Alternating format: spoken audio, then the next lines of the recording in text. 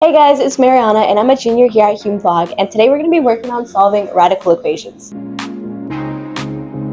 So the first equation that I have here on the board is the square root of 3x plus 1. So what we're going to do firstly is we want to get rid of this square root. So what we're going to do is we're going to square this side, and whatever we do to one side we must do to the other. So it's going to be 4 squared. That's going to be 16 is equal to 3x plus 1. Now we are trying to get this x by itself, so we're going to subtract 1 on both sides. And now we're left with this, and our last step for this equation is to divide both sides by 3, and we have x is equal to 5.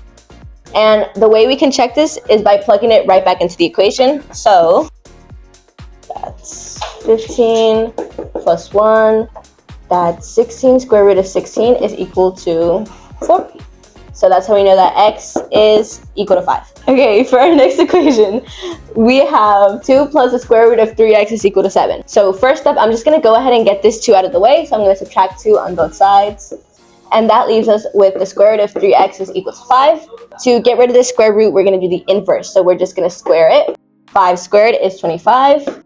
So now we just have to get rid of this 3, and we're going to divide that, which gets us to x is equal to, and we can just leave that as a fraction. Okay, so our next equation is the square root of x squared minus 4x is equal to negative 4 plus x. So this is a challenge problem right here, guys. You know why? Because we have x on both sides. First up, we have to get this square root out, so we're going to square it.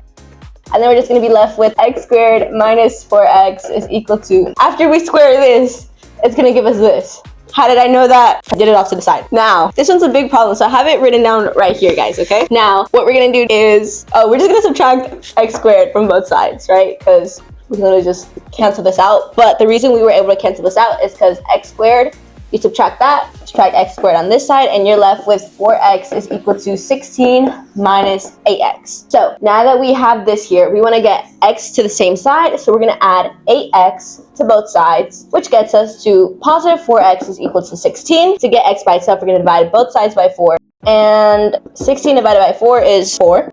And your final answer will be x is equal to 4. So those were 3 different examples on how to solve radical equations. Okay guys, so here we're working with composition of functions. So let's say you're given f of x and g of x, right? And you are trying to solve for g of f of x. So what this looks a little scary, guys, don't worry. Okay, so what this means is, the way I like to think about this is that for every x that g of x has, we can plug in f of x, right? So since g of x is up here, we know that we can just rewrite this as wherever these x goes, f of x, we're going to add right in there. So f of x is 1x plus 1. Well, it's the absolute value. Okay, I didn't like the absolute value, so we're just going to get rid of that because I want to make this a little bit easier. Okay, so for every x of g of x, we're going to plug in f of x. That's literally what g of f of x is saying. So now we're going to have to cube that because the x is squared right there. We're going to add plus 4x squared, so we're going to add in f of x again, and we're going to square it this time. So this is the answer to that. The way that works, really, it's as simple as like just saying for every x of g of x, you're plugging in f of x. This is saying that your input is f of x. Now, let's move on to f of g of x. This is saying that the input of f is going to be g of x. That is what we are inputting into the x. So we know that f of x has an x right here, so we're going to replace that with g of x. And it's all plus 1. Really, all you're trying to do with these like compositions of functions is that when it asks you for, like, let's say g of f of x, you just want to remember that your input is just the other function. So whatever your other function is, you're inputting that for your x value, and then your output will be whatever you get out. Okay guys, so now we're going to be working with real world examples, right? Real as it gets, guys. We have f of x is the number of products sold based on advertising dollars. And this is our equation for f of x. Let me box that in so you guys see it. G of x is the profit per product, right? And so what we're trying to find is g of f of x, which is the total profit as a function of advertising dollars. So we're given the function for the number of products sold based on the advertising dollars, right? So this is really complicated. This is just saying like the amount of money they get for advertising. And then we also know that g of x is the profit that they get per product. So if we're trying to find the total profit from advertising dollars, that is going to be be the same as saying g of f of x, right? So what g of f of x is technically saying is that we want to plug in f of x as our input. So, you know, this looks pretty familiar to you guys, I bet. So this x right here is our input.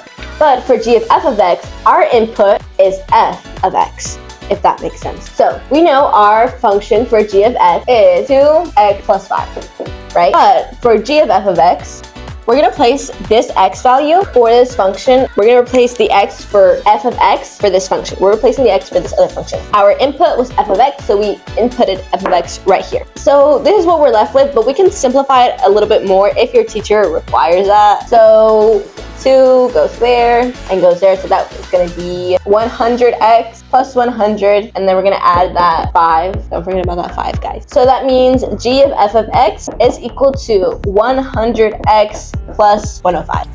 That is our final answer. Okay, now for this problem, we're going to have the Ginny.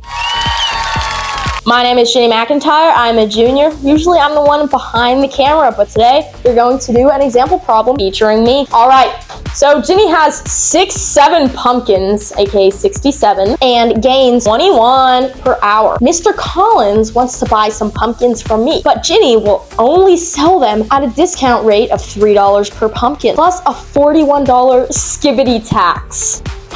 I'm a little stuck. How do I know how much I'm gonna sell my pumpkins for? Mariana, do you know how to solve this one? Well, lucky for you, I do actually. Okay, side note, Ginny wants to sell all the pumpkins. I think I forgot to mention that. Ginny wants to sell all 7 pumpkins plus her 21 per hour pumpkins. Okay guys, so this means, right, we have a function. We're gonna name this function f of x. So for this function, f of x is gonna be how much she's gonna sell them to Mr. Collins for. We have a starting price of $41, that's our tax, right? So that's just gonna be our constant. And we're gonna do 3x because that represents $3 per pumpkin, right? $3 per pumpkin, but we also have a $41 tax, so that's where we get that. So f of x just represents our selling price to Collins. Okay, now we're also gonna have g of x.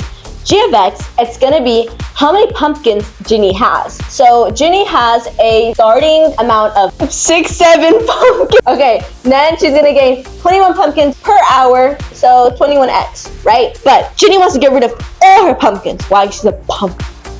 What we're gonna do is x is representing how many pumpkins she has, right? But how many pumpkins she has is also represented by this function, g of x. So what we can actually do here is I'm gonna erase all of this, guys. I need room. I hope you have this written down.